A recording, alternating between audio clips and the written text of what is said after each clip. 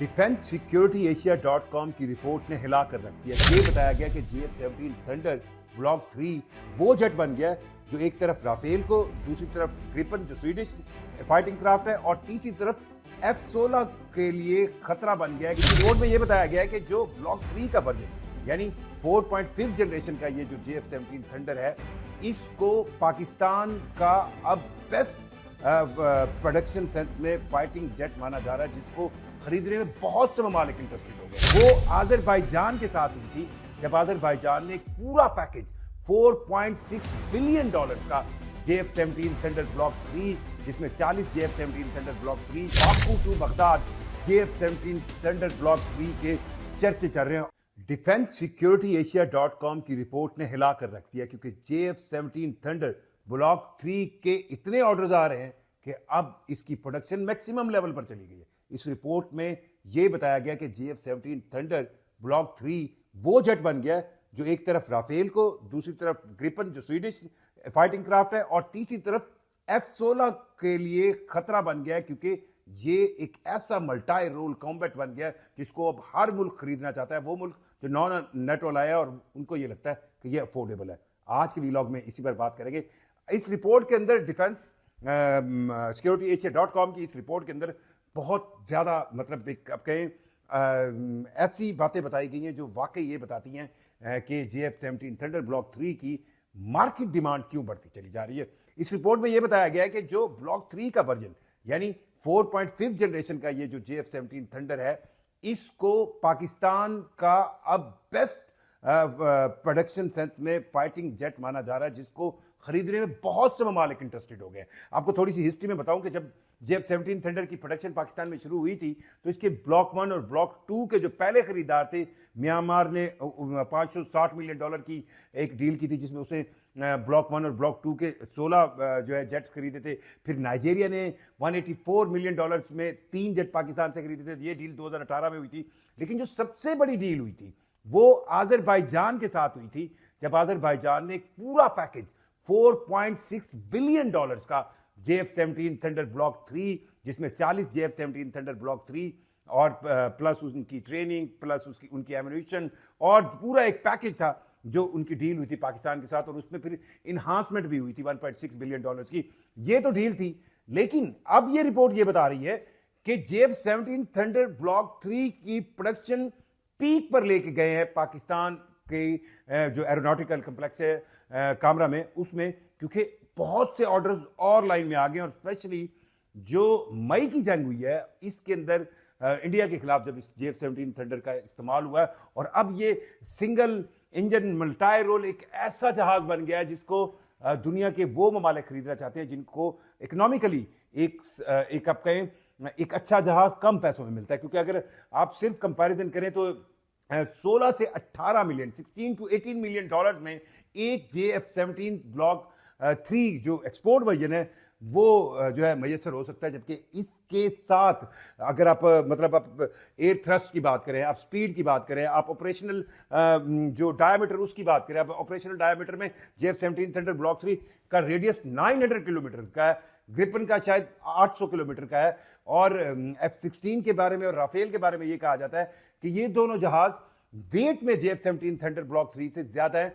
सो इनका थ्रस्ट पर केजी यानी ऊपर जाने का पर किलोग्राम का जो रेशियो है वो बढ़ जाती है as compare to JF-17 thunder block 3। और फिर महंगे इनका फर्क इतना है कि अगर एक F-16 जो है वो $70 मिलियन का मिल रहा है, तो ये 16 से 18 मिलियन डॉलर में मिल रहा है। और सबसे बड़ी चीज जो है वो ये है कि जब आपको वेस्ट से कोई जेट खरीदना पड़ता है तो उसके लिए बहुत सारी ऐसी पाबंदियां हैं जिनको मुख्तलिफ ममालिक अफोर्ड नहीं कर सकते। सो कहीं पर आपको नॉन नेटो अलाइड जितने भी लोग हैं, वो अब कितने भी ममालिक हैं, वो JF-17 थंडर ब्लॉक 3 की परचेज पर ज्यादा फोकस कर रहे हैं। 4.5 जनरेशन की इस जहाज के नए ऑर्डर्स किन किन ममालिक से बिल्कुल क्यू में खड़े हैं, ये इस रिपोर्ट के अंदर जो है वो सबसे इंटरेस्टिंग चीज है। इसमें यह बताया गया, एक ये पॉइंट दिया गया कि इस वक्त जो ममालिक ऑलरेडी JF-17 थंडर खरीद चुके हैं, उसके अंदर आज़रबाईजान सबसे लीडिंग है, नाइजीरिया है, म्यांमार है, इराक है, और एक वर्ड जो यूज किया गया इस रिपोर्ट में, Baku to Baghdad JF-17 thunder block 3 के चर्चे चल रहे हैं। और इस रिपोर्ट में यह बताया गया कि कौन से मुल्क अब क्यू में खड़े हैं और जिनके साथ बातचीत बिल्कुल फाइनलाइज स्टेजेस पर है, यानी तकरीबन उनसे ऑर्डर हो गया और चीज़ें फाइनलाइज हो रही हैं। उसमें बांग्लादेश सरफहरिस्त बताया गया, बोलीविया, कांगो, इजिप्ट और फिर सबसे अहम सऊदी अरेबिया। सो अब ये मुल्क हैं जो चाहते हैं कि ये JF-17 थंडर उन्हें मिले।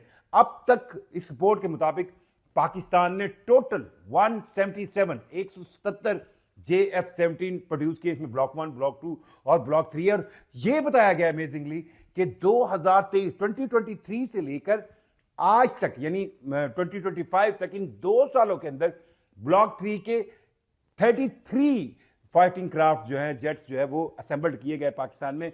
लेकिन अब इस स्पीड को डबल किया जा रहा है और यह कहा जा रहा है इस रिपोर्ट में कि अब पाकिस्तान JF-17 थंडर ब्लॉक 3 की प्रोडक्शन पर ईयर 20 to 25 जो है एयरक्राफ्ट लेके जाना चाहता है, क्योंकि पाकिस्तान के पास इस वक्त क्यू में बहुत से ऑर्डर हैं।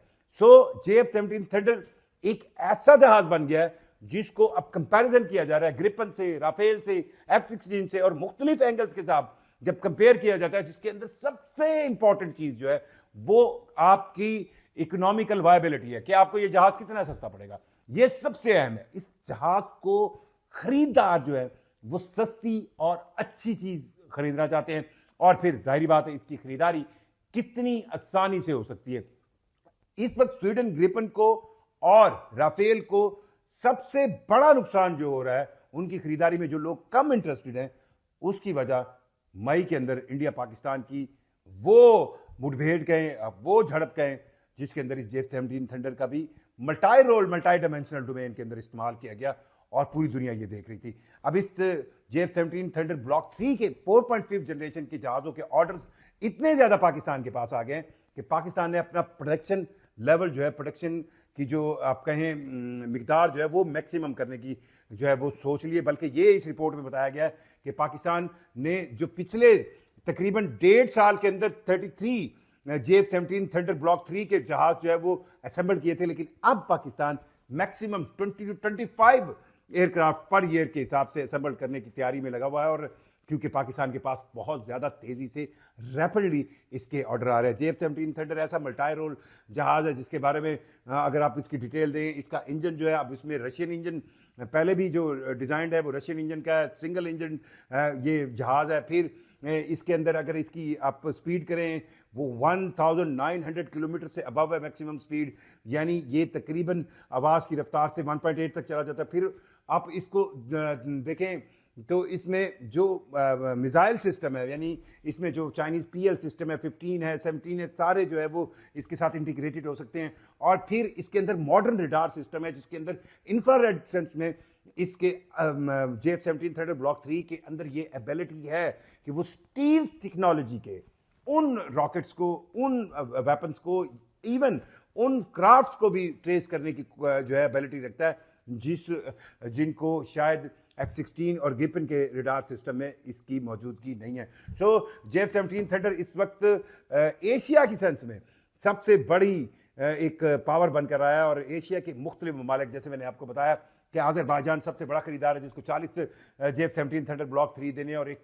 बहुत बड़ा होल पैकेज है जो पाकिस्तान के साथ आज़रबाईजान का है $4.6 बिलियन का, और उसमें फिर इन्हांसमेंट भी हुई $1.6 बिलियन की।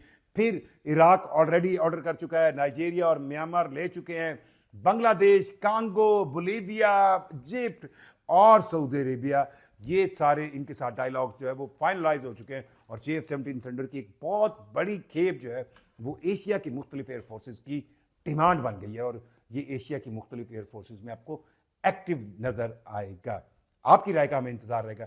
साफी पेंसिल को सब्सक्राइब कीजिएगा। मुझे जुल्किरैन शेख को इजाज़त दीजिए। अल्लाह हाफिज़।